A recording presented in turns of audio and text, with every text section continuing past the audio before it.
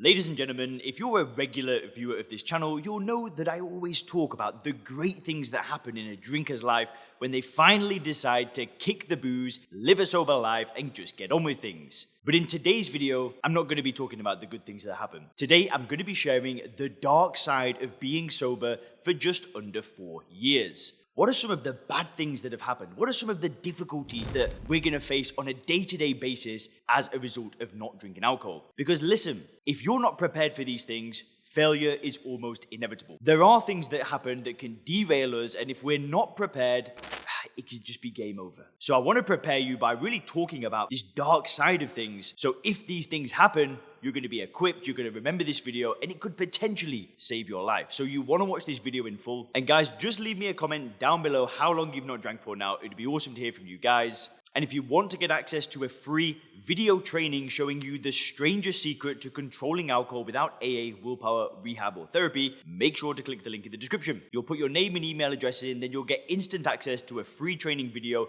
that really teaches you how to get control of your drinking. So click the link in the description for more details on that. The first dark side of being sober for over 4 years is that some people just won't accept what you are doing. Now, this isn't going to be the case for everybody. Some people are just going to be very supportive. Some people are going to be on your side. They're going to be cheering you on and just really encouraging you to make this awesome change. Not everybody is going to feel that way. Some people, as a result of you making a change, are going to feel personally attacked. They're going to feel like you removing alcohol is an attack of their ego. They don't want to stop drinking. They don't think they've got a drinking problem. So when somebody around them starts making a change and starts doing something, immediately they want to put you down. Why do you want to stop drinking? I mean, it's just drinking, man. Like, who cares? You don't have a drinking problem. You could just have one or two. People are going to react to you differently. Now, I just want to say one thing. That is not your problem. How other people react to changes that you make in your life is not your problem. That's their problem.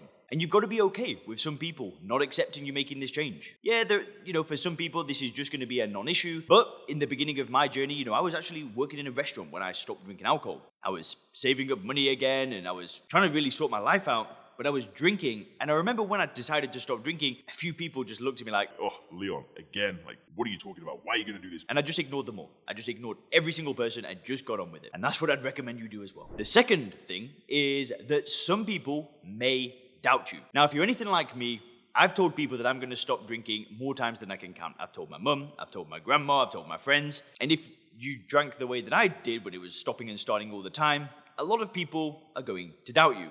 Oh, here we go again. You're doing it again. You're trying again. Yeah, we've heard all this before. That's the kind of stuff people might not say directly to you, but it may be implied. And that's okay. It's okay for people to doubt you. What matters is that you believe in yourself. You believe in your ability to do this. That's the only thing that matters. Sure, it's nice to get support from other people. It's nice to be encouraged and cheered on. But at the end of the day, who cares? Who cares if other people doubt you? The only opinion that you should care about is your own. Do you believe that you can do this? Well, if so, screw them. Screw the doubters, screw the haters. I know you can do this. You know you can do this. That's all that matters. So when people doubt you, what I recommend is don't say anything to them. Don't say, "I'll show you." Don't even go there. The best approach is just silent action. You don't need to say anything. Just show them. Wait 1 month from now, 2 months from now. Everybody will see. The third dark side of stopping drinking is that society doesn't change. You will change, but society doesn't change. That was a bit of a crazy thing that happened to me. Because it's been quite a long time that I've not drank for. It's just been under 4 years now. I figured that because I've changed my ideas and I've kind of woken up to the truth about alcohol and it just doing nothing for me, I thought that everybody else would kind of start waking up as well. Which, has inspired me to build this channel and create Sober Clear and help other people with this problem. But at the end of the day, most people aren't going to see alcohol the way you see it, right? If you've really changed your paradigm and changed your worldview and reframed the way you view alcohol, most other people have not done it. And I still see it, I'll be scrolling on Facebook and people that I love and people that I care about will post pictures, in bars, in restaurants, having drinks. And I'm shocked. I'm shocked because they're just drinking something that's doing nothing for them. It's doing absolutely nothing for them. And even though you may have changed your perception, that doesn't mean everybody else will have changed. Which leads me to the fourth truth. And what will end up happening is you'll actually start to feel sorry for people. You'll start to feel sorry for people around you that are drinking alcohol, poisoning themselves, and really doing this destructive behavior. You won't look at them with envy. You won't want to be like them. Instead, you'll look at them and feel this pity, this feeling of, if only you knew what life would be like without that. If only you knew that that stuff was doing nothing for you. Now, it's very hard to not want to try and change these people. If these are people that you really love and really care about and you've decided to stop drinking and they continue drinking, it can be really hard to not start preaching and start, sharing maybe some of the ideas you've seen on this channel or in some books or, in courses or whatever you might have done. But again, I think the only thing that you can do in these situations is lead by example.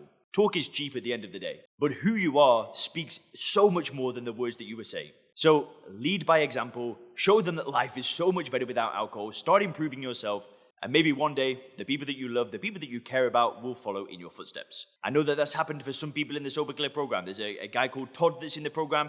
His friends started following in his footsteps. I know there's other people who have stopped drinking and then their partners have joined them, their wives have joined them, their husband said, right, I'm in as well. So just lead by example. The fifth thing is that if you take the approach that I took, which is really changing the way you view alcohol and then just getting busy with things and moving on with your life, you may outgrow some people, right? You might outgrow people around you. You might move away from people, certain relationships that aren't serving you anymore. Maybe you just kind of move apart. And that's okay, right? It's okay to outgrow people. It's okay to be evolving. Some people just might not be ready to make changes and do better things in their life. And again, that's okay. The company that I kept when I was drinking is very different to the company that I keep today. I don't, hate those people or anything like that. If anything, I've got love for them. And one day I'd love for some of the people that I used to hang around with to reach out to me and say, Oh, Leon, back in the day, we did this, we did that, I've seen what you're doing. I would love your help. I would love for that to happen.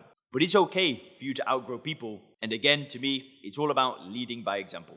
Which leads me to the sixth dark thing, or dark side of being sober. When you stop drinking alcohol, your problems will still be there. So when I stopped drinking alcohol, I was still broke. I was still living at my friend's place. I was still overweight. I was still single. And my life was still a mess. Like, it was no different. And I had to face those problems, right? I had to face them head on. I'm not saying that you may be at ground zero, right? You might be a successful person already. You might have a beautiful home, a beautiful career, beautiful family, and drinking just might be causing you problems. But what I'm saying is that just because you stop drinking, it doesn't mean that those problems go away. I think some people think that stopping drinking is like a miracle cure, and as soon as you stop drinking, everything's just perfect. No, that's not the case, right? Our problems are still there, but we're better equipped to deal with them. We're able to deal with them head on and not kind of cower and just kind of drown our sorrows and just block things out at the beginning of, the end of the night. We get all this free time as a result of not drinking that we can just spend solving problems, fixing our lives, making things better. And I'm telling you, there is no life like it. It's been just under 4 years for me now, and things just keep getting better and better and better. And guess what?